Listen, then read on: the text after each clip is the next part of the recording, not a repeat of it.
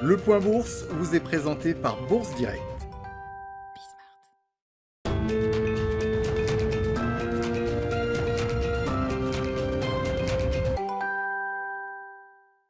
L'indice parisien toujours dans le vert à la mi-journée, le CAC 40 en hausse alors que les investisseurs attendent les résultats définitifs des élections sénatoriales en Géorgie aux États-Unis.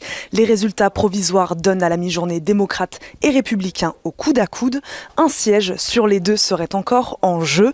Les investisseurs semblent néanmoins anticiper une victoire du camp démocrate qui prendrait alors le contrôle du Sénat. Le Congrès doit d'ailleurs se réunir aujourd'hui pour approuver la désignation de Joe Biden en tant que 46e président des États-Unis. On attend également aujourd'hui, aux États-Unis toujours, l'indice PMI des services du mois de décembre, les commandes industrielles et les chiffres ADP de l'emploi dans le secteur privé. Le consensus s'attend à un sévère coup de frein dans les embauches avec seulement 50 000 créations nettes de postes contre 307 000 en novembre. En Chine, l'activité dans le secteur des services a ralenti en décembre alors que les autorités chinoises prennent de nouvelles mesures sanitaires dans le nord du pays qui fait face à de nouvelles contaminations. En zone euro, la situation sanitaire reste sous surveillance après le 3e confinement décidé en Angleterre. L'Allemagne, elle, a prolongé la fermeture des écoles, des crèches, des commerces non essentiels et des restaurants jusqu'au 31 janvier.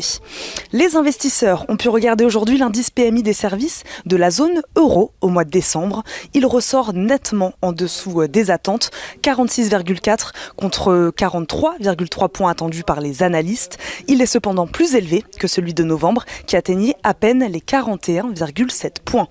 En France, ce même indice ressort également en dessous des attentes à 49,1 points contre les 49,8 attendus. Cela reste cependant sa plus faible contraction depuis 4 mois. Du côté des valeurs, les banques retrouvent le sourire. La remontée des rendements obligataires profite à BNP Paribas, Crédit Agricole et Société Générale. Carmat prépare un lancement commercial de son cœur artificiel Total au 2e trimestre 2021 avec un ciblage initial de l'Allemagne et de la France.